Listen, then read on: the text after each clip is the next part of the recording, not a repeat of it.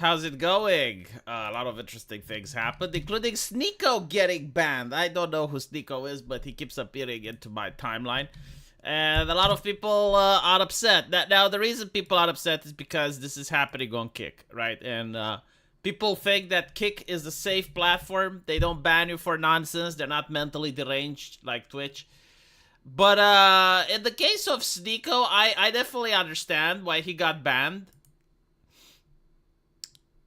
Apparently, he was playing this chat roulette thing. I don't know the name of the website, but the idea is that you're going there and you get matched with a random person and they have a webcam and you talk to them, right? Every now and then you can see a penis. You can see penises. But I understand that Kick allows the penis. Like, unlike other social media platforms like on Kick, if you set your filter up, you can show the penis. So this is why, because like I would never do that on YouTube, right? Like I would never live stream myself getting matched with random people on the internet where they have their webcam and you can possibly see someone naked, right? Because that's a violation, TOS violation. So the reason he got banned, and he's pretending he doesn't know, that they showed him a video where he like he got matched with, I think it was like a 15-year-old lady and a young kid. They were sleeping in bed together.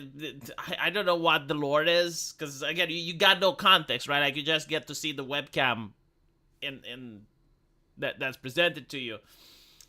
And apparently, like, there's a point where the lady is naked, right? So that the chat was screaming, CP, CP. Now, obviously, you know, like, Sneeko didn't intend for that to happen because the system is automated, is randomized. Like, you just get matched with random people from the around the world. But it's still a violation, which is why you should never stream this type of shit, right? Like you don't know what you can come across with, but you can... From the knowledge of how these websites work and seeing a lot of shit on the internet and bloopers and stuff, you can predict that you may end up with something that's considered a TOS violation. So, yeah, you know, like, people are saying, well, it's not his fault. It's not his fault. Like, it kind of is. Like, he should have foreseen this. It's not, you know, like, something that was that unforeseeable. Member for 9 months, Night Member.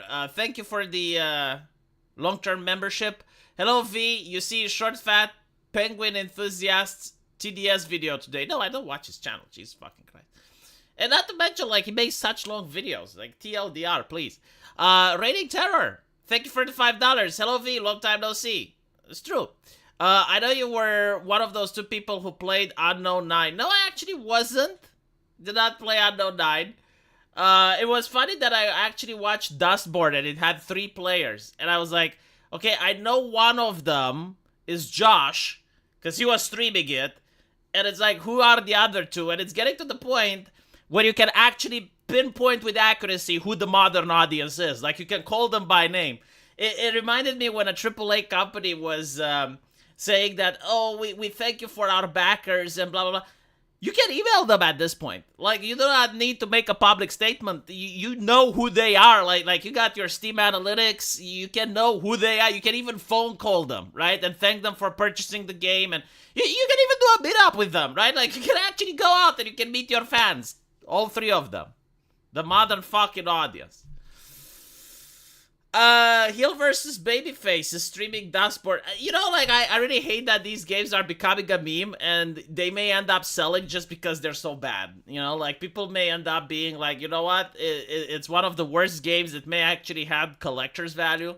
In fact, I'm not kidding. Like, if it was possible to buy, like, physical copies of Concord, physical copies of Dustboard, I would encourage people to do it.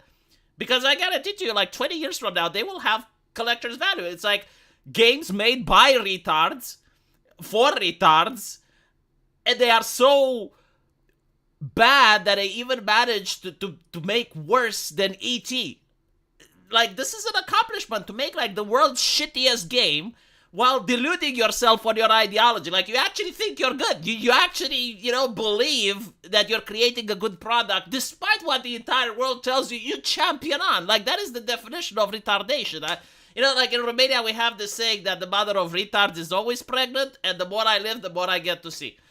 Dev loves dashboard, so he's one of the three. Does he actually love it? Really? Interesting. Well, I mean, he loves government, right? So, like, if this is made from the government, he has to love it, because otherwise he would have to say that the government wastes people money.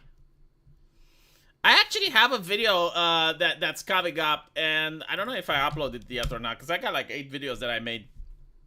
So I focused my video game. I just pre-recorded some videos and I released them, but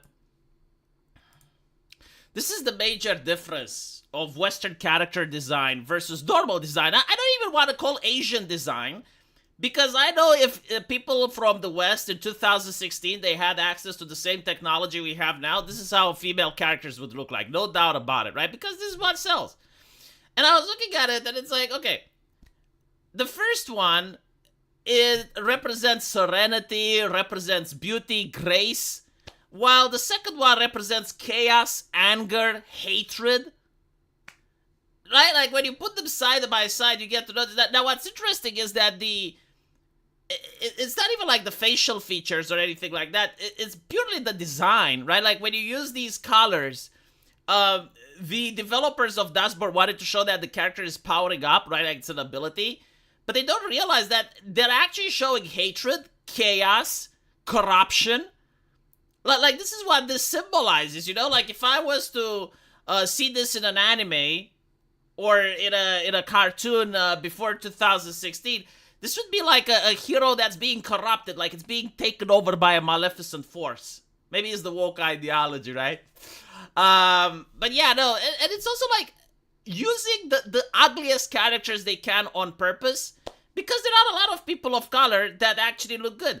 There is a thing, it's like, if you don't like, you don't like black people, you're racist, racismus. It's like, first of all, video games aren't a Rorschach test, right? Like, these are the same people that say representation is important, so basically, if I was to function as a normal human being according to their academics, I should only like white characters that are men. Because I need to feel represented, right? Like this is their theory. I'm not the one coming up with it. They're the ones that are saying, no, you need representation. So I wouldn't be racist, I would just be normal. Like, I would just have to like white characters that are male and straight, right? Like, I would not be able to like anything else according to their academics. But this is not what it's about. What it's about is the fact that there are many people of color that look good. Storm from X-Men, Blade, Cyborg. I mean, you can go on, and there have been, like, multiple female characters as well in video games. I mean, you look at the anime, like, they make people of color, and they don't look awful. I mean, sure, you can find some examples of it where people of color look awful, but, like, in most modern animes, no, they don't. Shiva from Resident Evil, right? They go out of their way to cast, like, the ugliest characters they can. And the ugliness isn't necessarily like they're disfigured or disformed. Again, like the face on the right is showing hatred, evilness. It's got, like, the woke aesthetic, right? The hairstyle, the clothing, like everything they use in order to design the character has to remove all forms of femininity, sensuality. They even had, like, this complaint about Captain Marvel where people were pointing out that she doesn't smile, right? Like, all superheroes smile. Superman smiles. You have the Iron Man smiling, Thor smiles, Captain America smiles. Like, every single superhero, usually on the poster, they smile. Why? Because a smile is inviting. It's like a salesman, right? When you go to buy a car, the salesman smiles at you. Why? Because they want to seal the deal. What is the purpose of a movie poster? Is to seal the deal, to invite you to go see the movie. And if you look at, like, most modern posters made in the West, all women are angry, that they have their arms crossed. Like, if a salesman was to mimic their body language, there's no fucking way you'd buy a car from there. So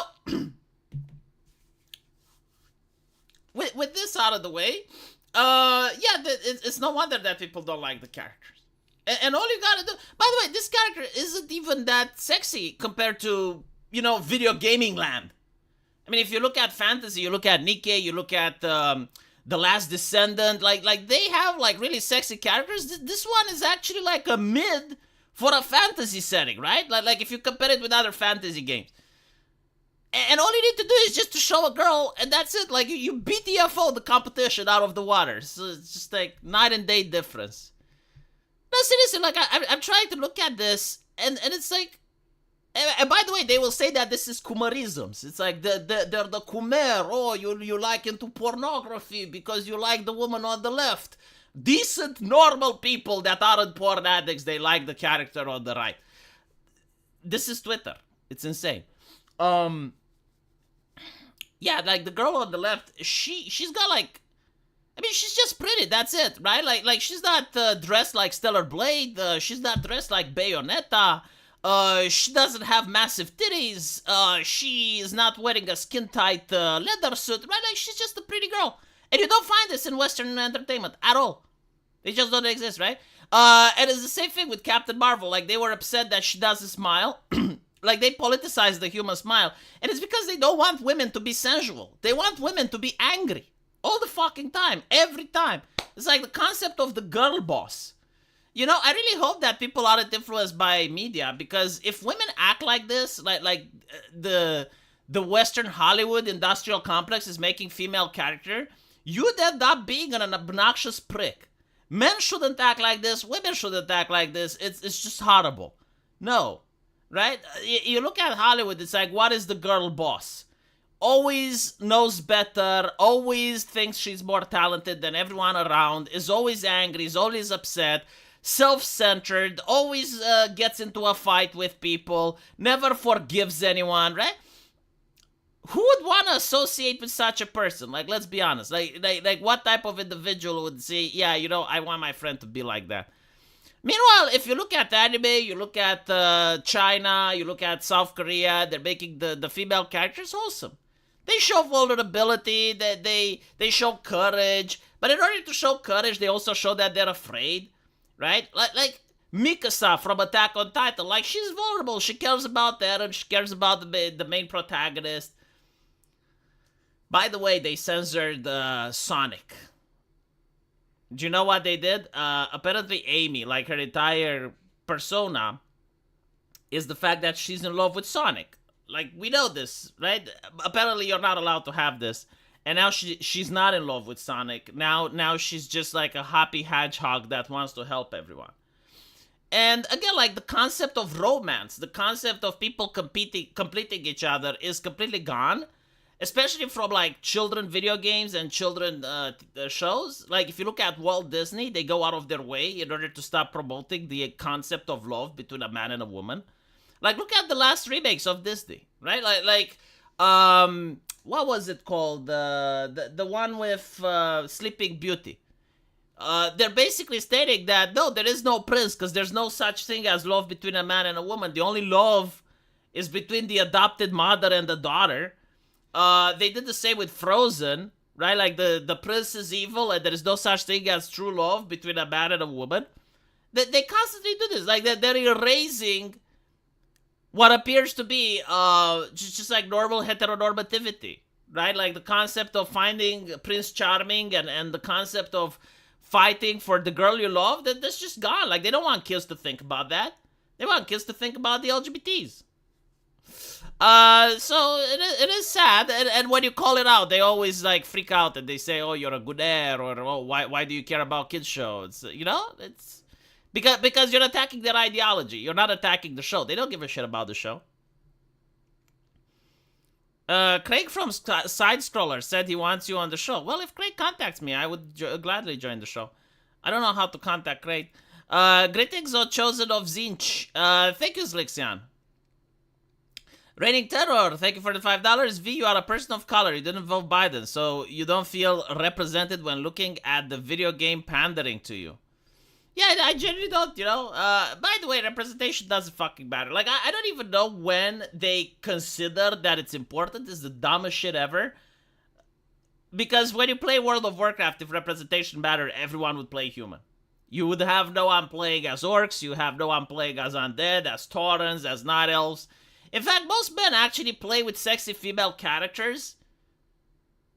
Like when you join an MMO, right? Why would you want to watch the ass of a man wiggling in front of you when you can watch the ass of a beautiful night elf, right? So like most people that I played with in World of Warcraft would play sexy female characters.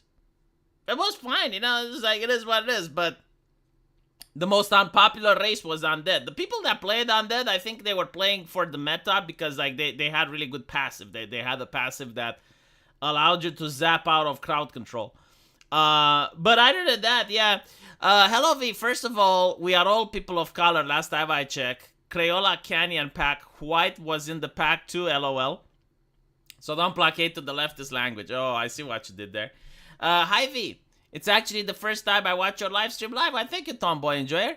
How do I convince a good friend of mine to stop being a scaly? You can't. You offer them something better, right? Like offer them show them a monster girl or some shit. I don't know. It's difficult to convince people to stop liking what they do, right? The only way you can stop someone liking what they do is if you show them something else that they like more. That's it. I've been in game design development for 30 years, just retired, and love your channel. Well, I think it gives a power plant. Hopefully you'll play my game as well.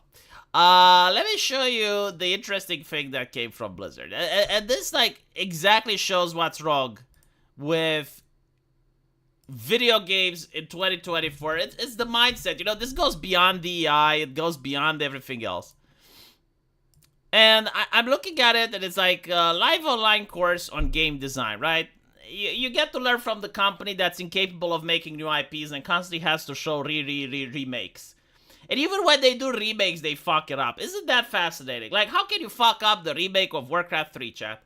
You literally don't have to do anything. Just like, pump up the graphics a little bit, and that's it. No, they fucked it up.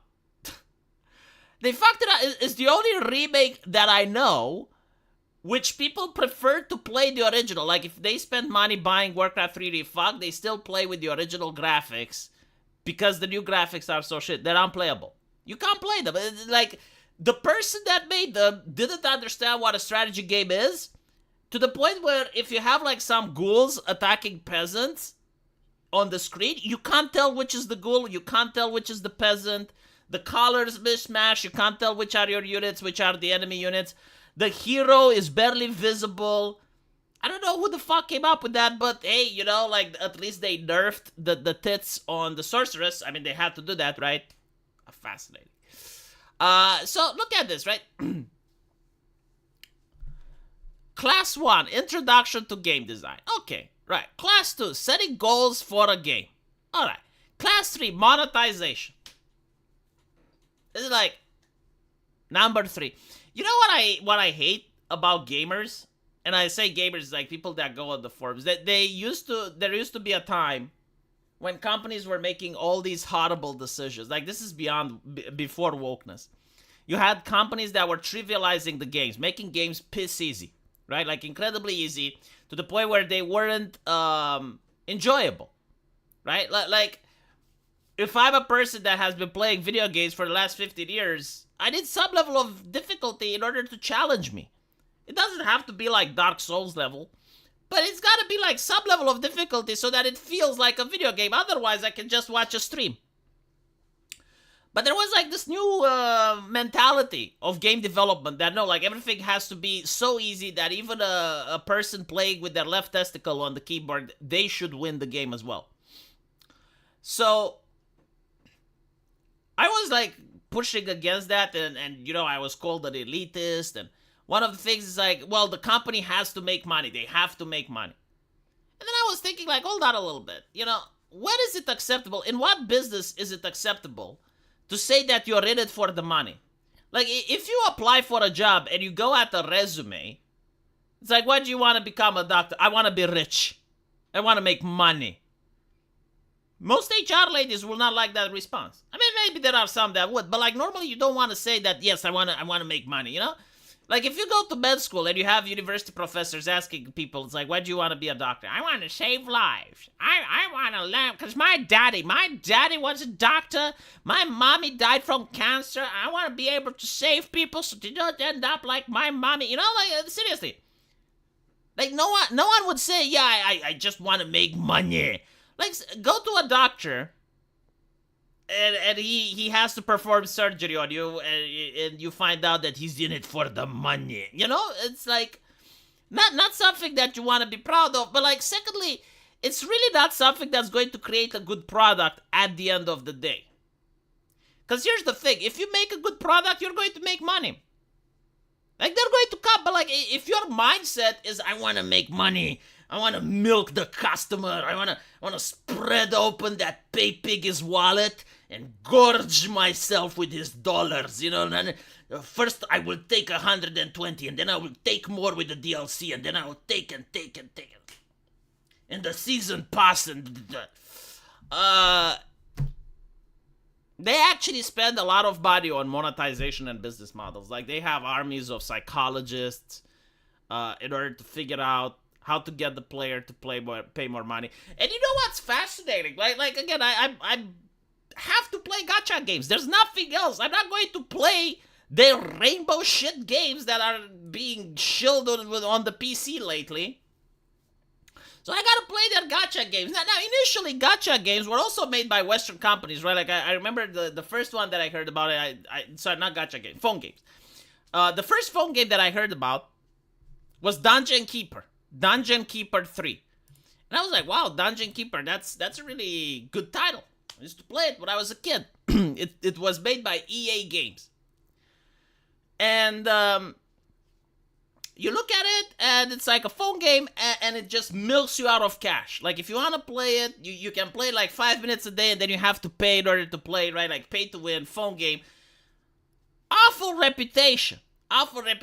No one played it. Game went tits up. Didn't sell. So I'm looking at Nikkei now, right? Again, I don't know how other gacha games are like. I know there's Snowbreak, and there's many others. You log in Nikkei, you get like 1,000 gems. That's like 3 pools or something like that. But like, the more you play, you get so many resources that, chat, I didn't spend money at first. And I was having almost the entire roster. I was progressing through the campaign. I had absolutely no issue. And I didn't even link my credit card. Like, the game just gave me shit for playing. And what I found out is that myself and many other were like, you know what? We've been playing this game for 2 months now. It's entertaining. Like, we like the story. It's cool.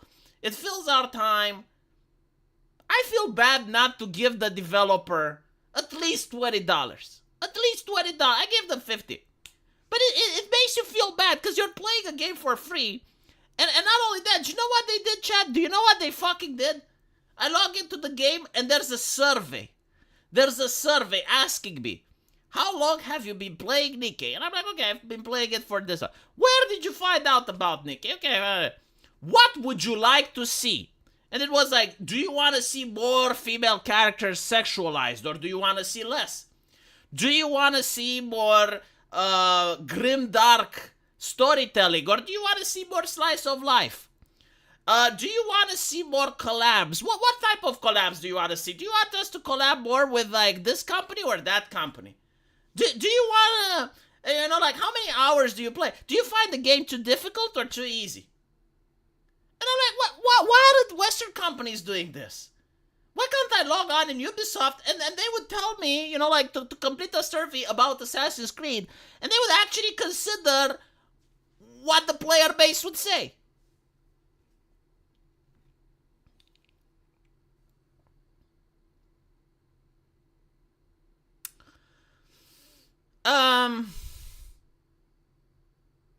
Speaking of Nikkei, I've managed to break the 160 cap recently. The way I view Nikkei is like a Tamagotchi. I don't know if you guys played those back in the day. But you just log on, you do your dailies, and you log off, and you get a little bit of story. It's like watching an episode of an anime that you like. You don't have to spend money. You don't have to invest any time or effort. It's kind of like a visual novel, I guess, but it's like a collector's thing. Like you can collect the Nikkeis, you collect the waifus.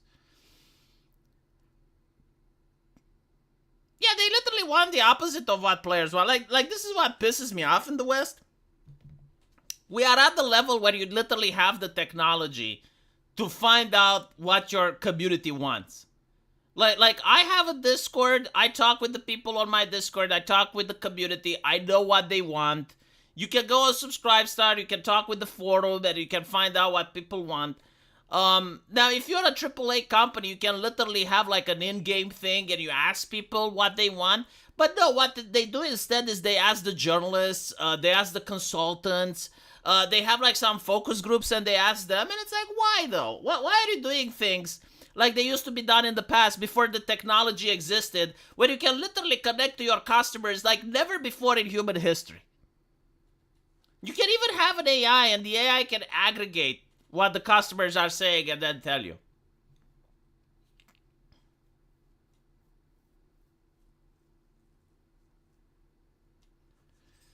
The reason why is the gamer is no longer the customer of Western devs. The investors are. Yeah, but like, see, with this mentality, it can't work forever because the investors want the money back. And, like, you make a flop game, and you make another flop game, and you make another flop game, and eventually you need to realize that, well, actually the customer is still king. Like, I still need the customer to buy my shit. Thank you, Lamented Guide. I appreciate that. See, here's the interesting thing. There is also the mentality in the West that every single game needs to look mind-blowing. But if you make, like, ugly female characters, like, why the fuck would I buy the latest graphics card to see the ugliness? But it's not only that. You can make good games without spending, like, $400 million.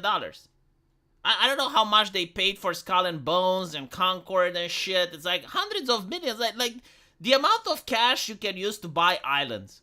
I don't even know how they managed to spend that much for a game that looks like shit. But okay. Hearthstone was the last good game Blizzard made. And the way they made Hearthstone is very interesting. They got a team, and it was like a very small team, and they were like, okay, we need you to create a game with limited resources. So they created a trading card game, which at the time when it came out, it was a massive success. It was a money printer. It was amazing. Eventually, people got bored of it because the rules are very simple, and trading card games don't really work in the era of the internet, right? It doesn't really encourage you to try decks yourself. You just go and see what the meta is, what the best cards are, right? So it doesn't really like encourage people to try themselves and to make their own decks, because you can just get BTFO'd. But yeah, like, you can make great games just by having little resources. Like Five Nights at Freddy's, another example, right? Like, very simple to make game, but it got really popular. Coffin of Ashley and Lele, like you don't. The Cult of the Lamb. Like you don't need money in order to make something great, right? Like what happened with all those little games, all those indie games that used to come up, and they were like small and weren't pretentious. They didn't ask you for like $90 in order to buy the game. Reminds me of Anthem and how it went to the shitter. The CEO only cared about it looking good, didn't even care about the gameplay. Yeah, so like this is the thing that I noticed at the Blizzard panel. Where is the gameplay, man? Right? So you got analytics and playtesting, balancing to your goals, skill design, combat and platforming, challenge design. So like where is the gameplay? I guess like maybe you can say that combat and platforming is part of the gameplay, right?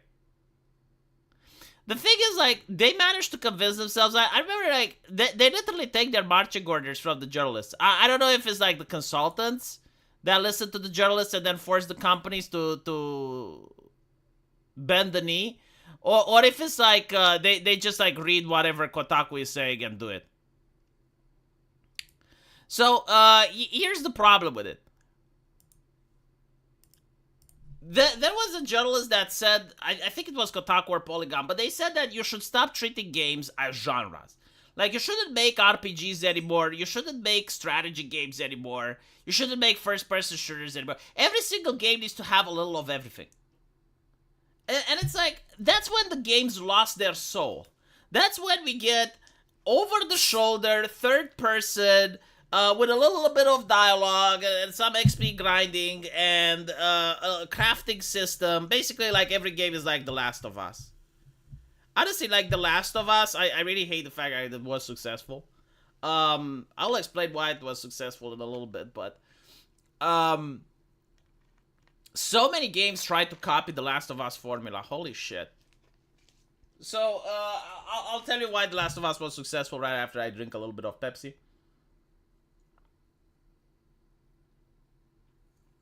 Okay. So, The Last of Us 1 comes out, and it's an amazing game. Mind-blowing. Mind-blowing. Like the introduction as well, where you have your daughter, and she's incredibly relatable. Like you go and you see her room, and, you know, she's like this kid that listens to heavy metal and plays video games. And she really likes her dad, and she's got a connection with her dad, right? And then she dies. So it's like really a tear-jerking moment. Like, the fact that you think you're going to play the game as her, and then you don't, right? Like, she's taken away from you when a soldier shoots her.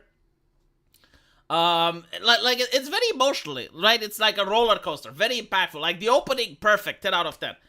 And then you have something else that no other game did back then, which is to have, like, the enemies actually talk during combat.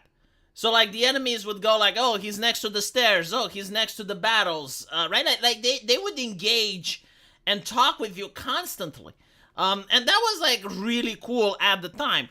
And the gameplay wasn't anything wow, wasn't anything amazing, but it did the job, right? So, it made for a really cool game. Now, the reason progressives like it is because it had the DLC where two girls had a kiss. And they viewed it as like, oh, this is like pushing gaming forward. This is creating a new America. We're more open-minded and tolerant now. Look how tolerant we are. We have gay people in video games. Can you imagine? Can you imagine the achievements we have done since Neil Armstrong stepped on the moon? Like, bleh. So they like really like that shit. Fear had that. I didn't play it, but okay, like, maybe it wasn't the first game, but it was like one of the early ones. So you have like all the progressives like latching onto this game simply not because of the gameplay, not because of the story, but because two girls kissing. And when you have The Last of Us 2, a lot of people buy it because they like the original. This is how episodic things work. People buy the new game because they like the previous one, right? So, like, when it comes to BioWare, people bought the Mass Effect Defect Andromeda because they liked Mass Effect 3. I don't think anyone is going to buy a new Mass Effect now. I think, like, people will just tune out if it comes out, right? It's the same with Dragon Age. Like, people bought Dragon Age 3 because they like 2. I don't know what the fuck this is that's coming out, but I don't expect it's going to have a lot of sales.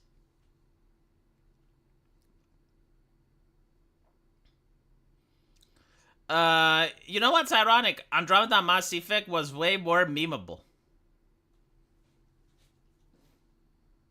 I think, like, yeah, so no, like, Mass Effect Andromeda, I'll tell you what it is with it.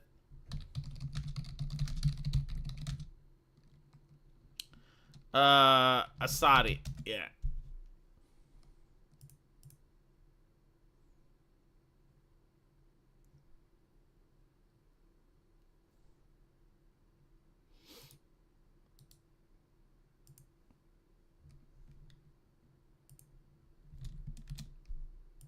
What's the name of that Asari? I forgot. Let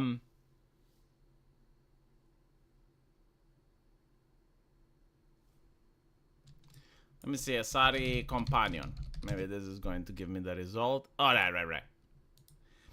So Mass Effect Andromeda was like the original full woke game. Like you get a little bit of wokeness before Mass Effect Andromeda. You get like in Dragon Age, because like there's different levels of wokeness, kind of like cancer, you know. It's like a little bit of cancer in the beginning, just some symptoms here and there. Before it goes to turbo cancer, like you get like some steps. And you kind of notice with Dragon Age 3, you know, you have like the Inquisition lady. Her tits were nerfed. She got like short hair. She's got a scar on her face. Like they're going out of their way in order to show that, you know, she's masculine. Which is fine, you know, like they had just one character. But you also have like that Tumblr chick. That Archer lady from Tumblr, like really grotesque looking. That elvish lass, horrible. So, and then you have like another side quest where you have like a woman that's deserting her post, and she's setting up a picnic for her girlfriend, right? And she goes out of the way to say that she's got a girlfriend. There's nothing with that quest except that she's a deserter and we can't punish her because she's a lesbian, and you know, like. But like that's like the signs that the wokeness is creeping in. Like all these themes, all these things that are just starting to show up have nothing to do with the plot, but you know they're there because of ideological reasons. Like they removed the Lost Demons, and they also have a transgender character. And again, this is the hallmark of wokeness, is the censorship. Like you can play as an asshole, you can play as a psychopath. But the moment you meet the transgender character, you gotta be nice to them, right? Like, you don't have the option to be a dick. But as I said, the woke levels were really low at Dragon Age 3. Like, you just know that they're there. Like, you see the signs. But they're not like overt, right? So Mass Defect Andromeda is where shit hits the fan. It's where the overtness happens, and like this is just like the only thing I need to show, right? This is the original, the Alpha and the Omega, the progenitor of men in wigs trying to pass as women. And the thing that really annoys people is like, if you want to have a transgender character, like that's fine. You know, there's many Japanese games that do, but be honest about it, right? Don't show me a woman that looks like a man and trying to make me think that, no, this is actually an Asari, which is supposed to have like some of the most beautiful women in the universe. Like their entire reproduction system works that way to convince other races that they are of ethereal beauty in order to commit mass genocide throughout the galaxy with their pussy. No, seriously, like think about it. I don't even know if the people from Mass Effect that made the game realize this. If you have a species that is almost immortal, like they live for thousands of years, and you can have sex with them, and regardless of the race, and you'll always have an Asari offspring, right? So like if you're a man, you have sex with an Asari, and you're going to have a daughter that's Asari. Like you're not going to have a human. And they're more beautiful than women, more intelligent than human women, more wise than any human woman you know, probably richer because they get to live for thousands of years, right? So like there is no advantage for a human man to marry a woman in that situation, which would lead to the extinction of the human race eventually. So they can actually commit genocide on a galactic scale using their vagina. It's kind of harder when you think about it, right? But yeah, so then you have like the left aesthetic as well. The leftist aesthetic, it's the mental illness haircut, which is going to become more prominent. And of course, the game, when it's made by leftists, filled with bugs, filled with glitches. This is something that I find interesting. They cannot realize that it goes hand in hand. That this type of character design goes hand in hand with the bugs and the glitches. They think it's disassociated. No, the same people that make this are incapable of making a game. Why is it so fucking hard to understand? If this is their level of talent, like, if you have someone that thinks this sells, it tells me enough. I don't need to know anything else, right? Like, if your mental capacity is at such a level that you believe you put this on a box and people will buy it, why do you think they can make good video games? Like, coding is a lot more difficult than marketing, okay? Any type of retard can do marketing. Coding is much more complex. If you can't do something simple, something basic, why would we assume that you're capable of doing more complex tasks? So this is why, like, notice how, like, the Asian industry doesn't have the same problem like the Western industry. They don't have games that are broken at launch. They don't have games that require a day one patch. They don't have, like, games that are riddled with bugs. I mean, like, it can happen here and there. But it's very rare, right? It's only the West that does it. Why? Because they hire this level of competency.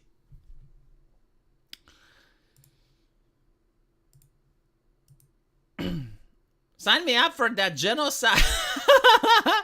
Synthetic Man invited you to the Chadcast. Guys, listen. Okay, hold on. I need to make an announcement. I got like 3 invites to different podcasts, and I really appreciate it, right? I like collabs and stuff. However, take into account that I need to make 4 videos a day, 1 live stream a day, and I also need to work on my game. I genuinely do not have time. I even dropped off the Archcast because of it, and I also have to spend time with my wife and son. So unfortunately, I do not have time.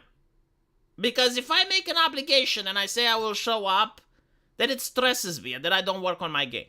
I want to finish my game as soon as possible so I can move on. So the more I work on it, the faster I get to finish, and then I'll do the collabs.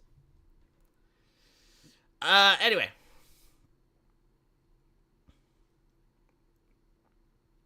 The reason fugly characters are assigned is because the progressives simply refuse to make beautiful characters and continue to seethe, making fugly ugly characters. It's the company culture really that's the issue, right? Like this is the reason that progressives cannot make good products, and why Boeing has planes falling out of the sky and shit. The company culture dictates that wokeness wuber alles. Like, you're not allowed to be a coder that's a Trump supporter. Right? Like, if they keep freaking out, and it's like, well, the game is good, why don't you buy it? But when you look at their company, it's like, well, the coder is good, why are you firing? The best example is with James Damore, the guy who worked at Google, right? Like, he was a coder, he was an engineer, and from all accounts and purposes, he was excellent at his job. Like he managed to graduate from all the correct places, and he never had any complaints, and he was doing his work properly. But because he disagreed with the take that men are responsible for women not getting into STEM, and he suggested that, well, maybe some women just don't want to get into STEM, maybe it's like a choice that they don't want to go to. He got fired, right? So again, like, we are constantly told, hey, if the game is good, why aren't you buying? But like, my question is, if the coder is good, why are you fighting? Why are you fighting Gina Carano? Gina Carano was a good actress. Everyone liked her. People tuned in specifically because of her. The fans loved her. They fired her anyway. Why? Because of ideology. It's how woke people work. If you do not agree with them, they fire your ass. So it creates this hostile work environment of toxic positivity where no one is allowed to say anything negative about the product or anything that may offend some leadership or some person that's well-connected. And they end up, like, scourging the people with creativity. Like, they purge good people from their company. No one wants to work like that. Like, who wants to work with the office lady breathing down your back? No one, like, especially, like, creators and people that made the good video games. They like being cheeky little shits. They like banter. They like shit talking at the office, right? Now you can't do any of that.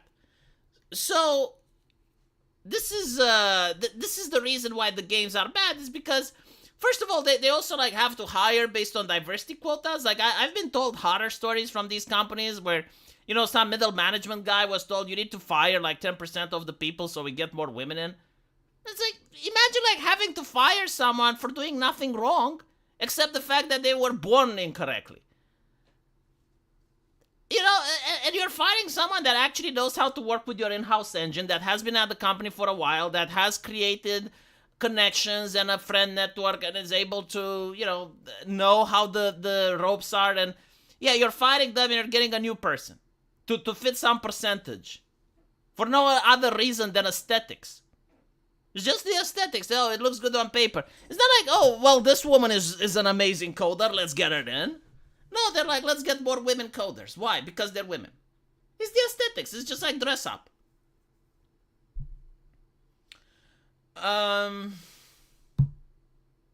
I don't think that Twitter was a mistake for mankind. I think this would have happened even without Twitter.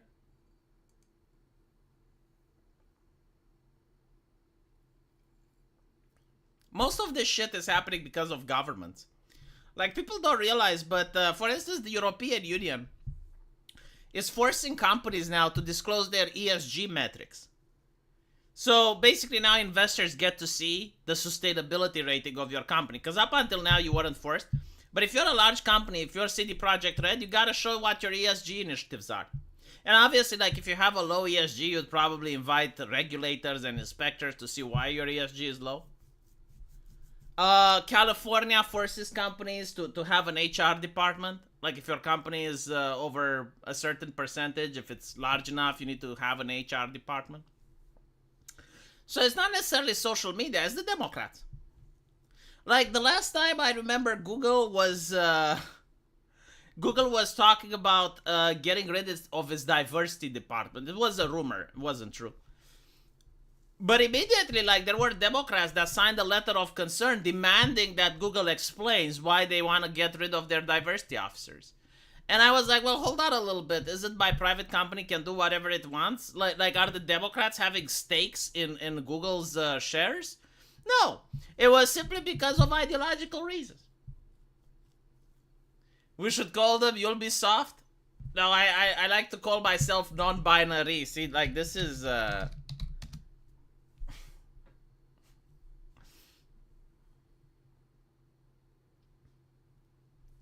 BlackRock is currently buying land in Moldova.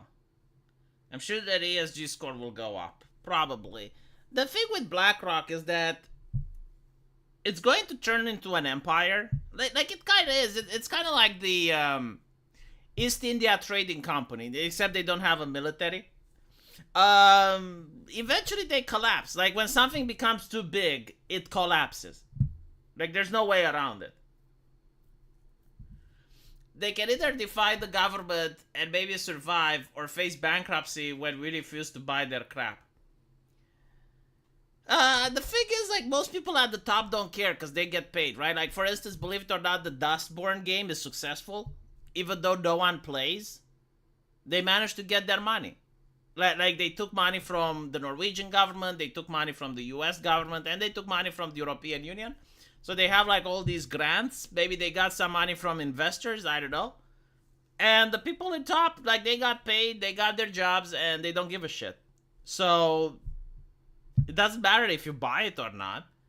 Now, of course, if you sustain this and you constantly, like, refuse to buy it, like, eventually they will stop. Like, even governments, like, want to waste money because, like, even they want their propaganda to be seen. Like, I'm sure the governments want the propaganda to be displayed, but there's no point in investing money in propaganda if no one watches it.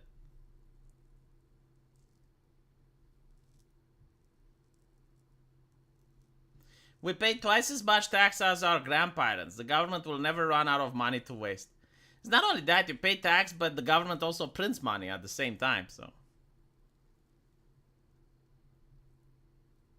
Isn't there a mercenary group called BlackRock? It was called Blackwater, and they did some shit in Iraq, so they had to change their name. But yeah, there was a mercenary group like that.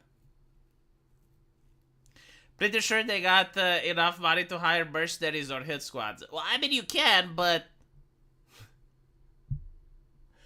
you can only deploy them in, like, third world nations. Like, you can't deploy them in the European Union. But yeah, like, theoretically they could.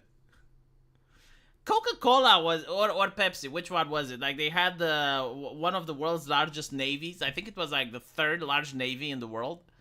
They made a deal with the Soviet Union, and in exchange for the sugary drink, the sugary beverage, the Soviet Union, like, couldn't pay them in dollars because, like, they didn't have dollars. So what they did is, like, they paid them in naval units.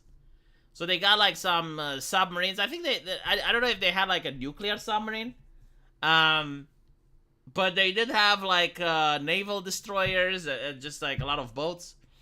They became one of the largest navies in the world. Not the largest, but one of the largest. Yeah, it was Pepsi.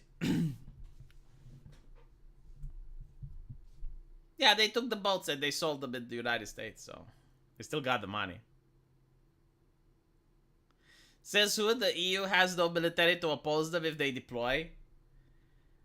It's not how it works. It's not like a fucking video game where you can just hire mercenaries. Like, first of all, the United States would intervene and they would arrest the leaders of the organization. It doesn't matter if they're BlackRock. If you do something so crazy, like the public itself goes, what the fuck, right? So, like, eventually they would get arrested.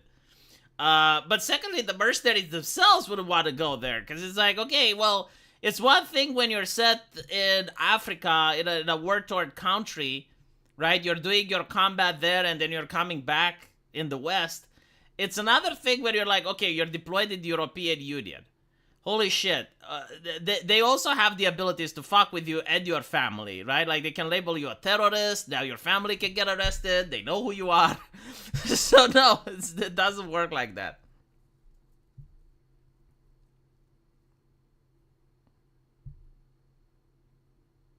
And not to mention that, like, the European Union has member states. Just because, like, the EU itself doesn't have a military. Like, we are part of NATO.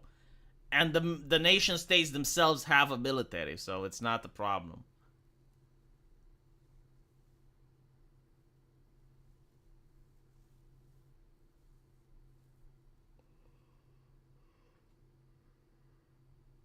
If Boeing can hire mercs to get rid of whistleblowers, so can BlackRock. You know, I was actually wondering, isn't it good to invest in Boeing stocks?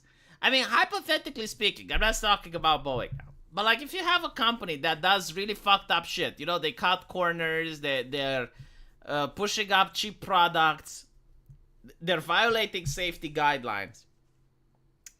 And whenever, like, someone tries to blow the whistle on them, luck so happens that they pass away, right? So, like, people try to expose the company, but, like, time and time again, they don't manage, right? It's like God is looking after this company just like it's looking after Donald Trump. So wouldn't this cause their stocks to go up? Right? Like, if you have a company that can cut corners and it can violate safety regulations and there's no consequences for it, wouldn't the stocks go up?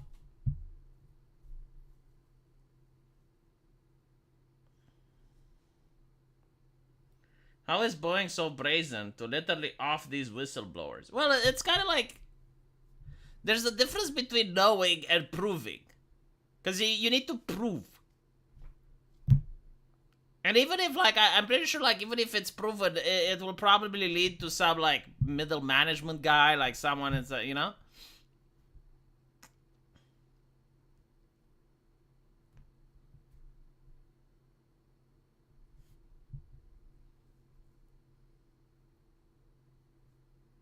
Didn't they have, like, a satellite explode? Like, that's very rare.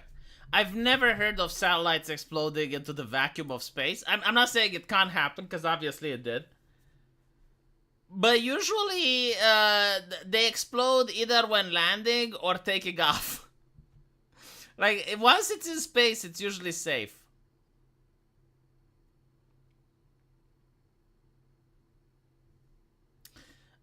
Twitch streamer, a spicy cow, found mold in their lunchly while trying to disprove Rosanna Pacino moldy lunchly video. So apparently there's, like, some streamers, I think, like, Logan Paul is one of them. And they released a product called Lunchly. Which the entire internet is debunking and attacking. I mean, I guess. But it's so obvious that it's... I wouldn't say it's a scam. It's commercial shit, right? Like the best nutrition meal you can have for your kid is something that you make at home. Do not buy products, right? Like, do not buy stuff. They're not cats. Do not buy them cat food. Do not buy them Lunchly. Just make them a normal lunch. You know, just take some salami and make them bologna sandwiches or some shit. But yeah, like, there were nutrition doctors that were saying that, no, this is not good. And they're blaming the YouTubers. Now, the thing that I find it interesting is, like, it's obviously that the YouTubers didn't create the formula. And they have absolutely no clue in the field, right? Because they're not nutritionists. Like they just make a deal with the brand in order to have like this product being sold, and they're basically like trusting that the brand isn't retarded, which apparently it may be. So Twitch streamer A Spicy Cow found moldy cheese in Launchley after buying 22 boxes in an attempt to show that they're not moldy. Logan Paul and KCI, who the fuck are these people? Joined forces with Mr. Beast. Oh, the one that was friends with, okay. The release largely back in September, but it was met with backlash almost instantly. Critics were concerned about how healthy they are. This is like promoting Pepsi and critics being concerned that Pepsi isn't healthy. Like I knew it's not healthy the moment I saw the commercial. Like nothing that has that color can be healthy.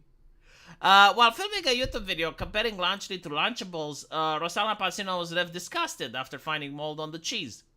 Viewers quickly began claiming it was fake, so the YouTuber shared an unedited version of the video she recorded opening the lunchbox. Twitch streamer A Spicy Cow didn't believe that the claims either, so they tried to disprove it only to find mold. The whole reason I did this is because I did not believe the original source and was clearly biased against Mr. Beast, so I answered and I bought it and I found it. Speculation was that there was an issue with gluing on the plastic seal over the food, as many have discovered a gap in the glue right around the cheese compartment. Launchley issued a statement assuring that the products go through rigorous testing before they're shipped out of stores. See, this is not really good. If people find mold and you're saying, well, yeah, but they go through rigorous testing, then you're testing your shit, right? There's no other explanation.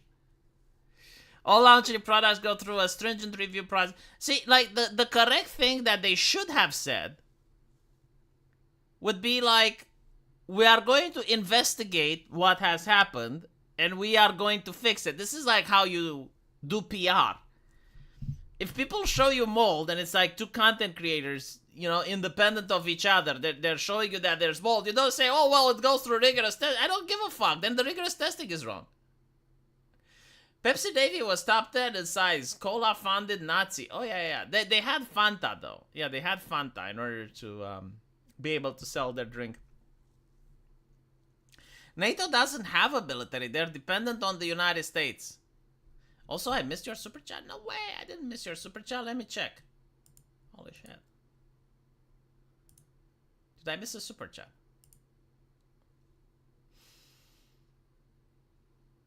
You never stream on Friday or just rarely? I don't want to take subscribers from Arch. But yeah, also I try to take like 2 days off sometimes, you know. It's actually consuming to stream every day. It's consuming. Well, it's more like there's no content to talk about, you know, like not every day you have subjects to talk about, so it's just like starting a stream and saying nothing entertaining is not the way to go.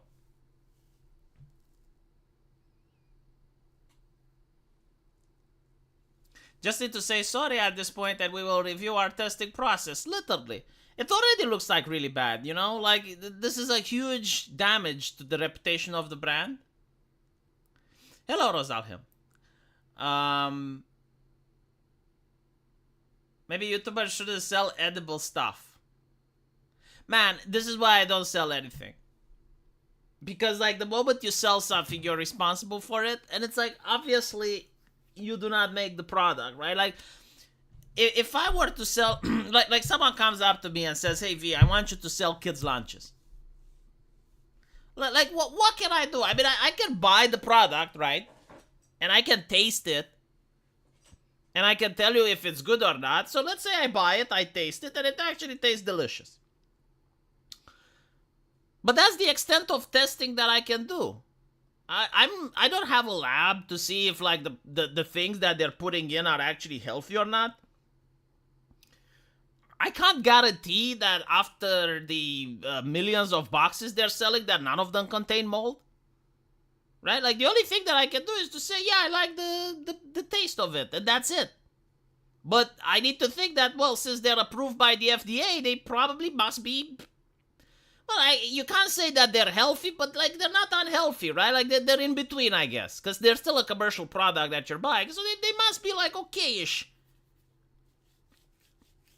And it turns out that they aren't, right? So like again, as a YouTuber, I kind of understand how it's like, because you got like someone trying to come up with a brand deal, and it turns out that the brand is bad,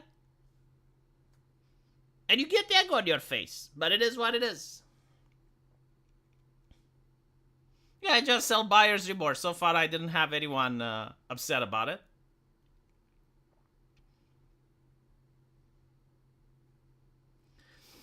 Just keep merch to stickers and t-shirts. Yeah, like I remember, what was it? Keemstar was selling an energy drink, and I think like the quartering spurred out at him.